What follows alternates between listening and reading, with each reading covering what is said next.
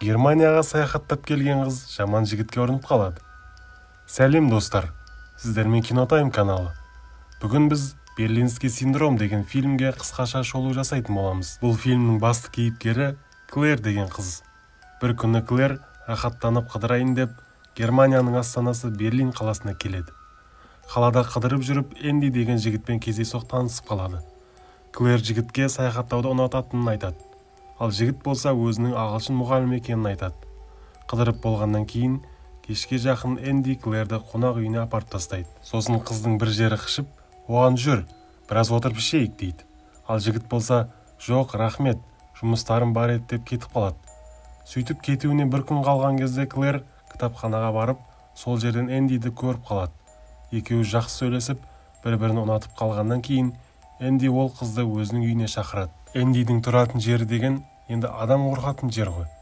Сөйтіп қыздың ойында ештеңе жоқ, тек қана төсектес болу ғана. Сосын екеуі қыздың арманы бойынша біраз көңілдерін көтеріп болғаннан кейін ұйықтап қалады. Таңертең Энди жұмысына кетіп, сабағын өтіп жатады. Сол кезде Клэр ұйқысынан тұрып, қыдыруға шығайын десе, есік құлтаулы тұр. Сөйтіп амал жоқтан жігітті кешке дейін күтеді. Кешке жақын Энди жұмысынан қайтса, Клэр оған сен есікті құлттап кетіпсің дейді. Энди болса ештеңені білмегенсіп, кілтті үстелдің үстіне қоя салып, екеуі тағы да төсектес болады. Келесі күні Энди тағы да жұмысына кетіп қалады. Ұйқысынан тұрған Клэр үйдің ішін қарап жүрсе бір суреттерді көріп қалады. Ол жерде Эндидің бұрынғы қыздарының барлықтарының иықтарында бір жазу болады. Дәл сондай жазу Клэрдің де иығында болады. Сөйтіп бірдеңені сезіп қашайын десе, кешегі Энди тастап кеткен кілт бұл есікке келмейді екен. Сосын терезені сындырайын десе, терезе бронирован екен. Телефонын алып хабарласайын десе, ол да қырсыққаннан істемей қояды. Сөйтіп Энди жұмыстан қайтып түк білмегенсіп оған гүл алып келсе, үйдің ішінде не болғанын көреді.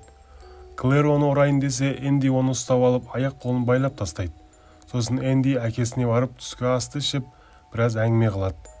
Үйіне қайтып келген кезде Клэрге оның анасына барлығы жақсы екендігі туралы хат жіберіп қойғандығын айтады. Оған пазл құрастыратын ойыншық беріп, барып шомылып ал дейді. Таңертең Энди жұмысына кетіп бара жатса, Клэр оған: менің қолымды байламай-ақ қойшы, бәрібір де ешқайда қаша алмаймын ғой дейді. Сөйтіп Энди оған сеніп жұмысына кетіп қалады. Сол кезде Клэр қашудың амалын іздеп отвертка тауып алады. Кешке жақын Энди жұмысынан қайтып келген кезде екеуі сөйлесіп отырып, Клэр оның қолына бағанағы отвертканы тығып алып қашпақшы болады.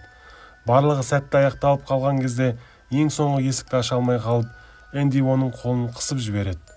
Бірнеше күннен кейін Энди жұмысында бір оқушысына көз тастайды. Сосын түк болмағансып үйіне келіп, Клэрді шомылдырып тұрған кезде үйіне біреу келеді. Энди қызға үніңді шығарушы болма дейді. Есікті барып ашса, ол бағанағы оқушысы екен. Сосын Энди оны қуып жібереді. Бірнеше күннен кейін Эндидің әкесі қайтыс болып, ол оның қасында бір апта болады. Ал Клэр болса бір апта бойы тамақ ішпей Эндиді күтіп отырады. Клэр оның әкесі қайтыс болғанын естіп, оны жұбатуға тырысады. Екеуі жақсы дос болып, Клэр үйді жинап тамақ дайындайды. Бір кезде Энди қызға әкесінің итін сыйлыққа береді.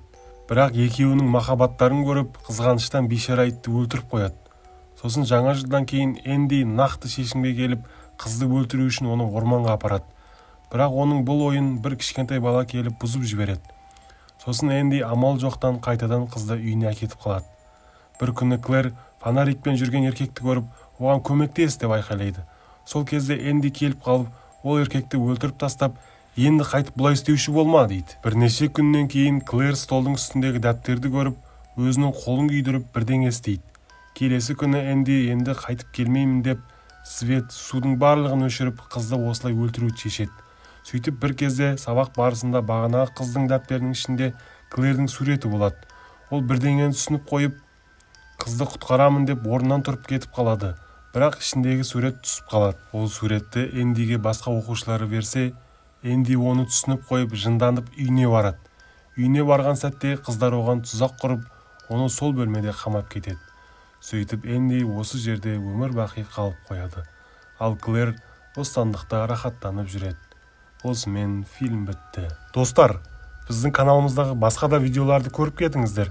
Және лайк басып, подписка істеп, комментарийда өз ойларыңызбен бөлісіп кетуді ұмытып кетпеңіздер. Келесі видеода кездескенше.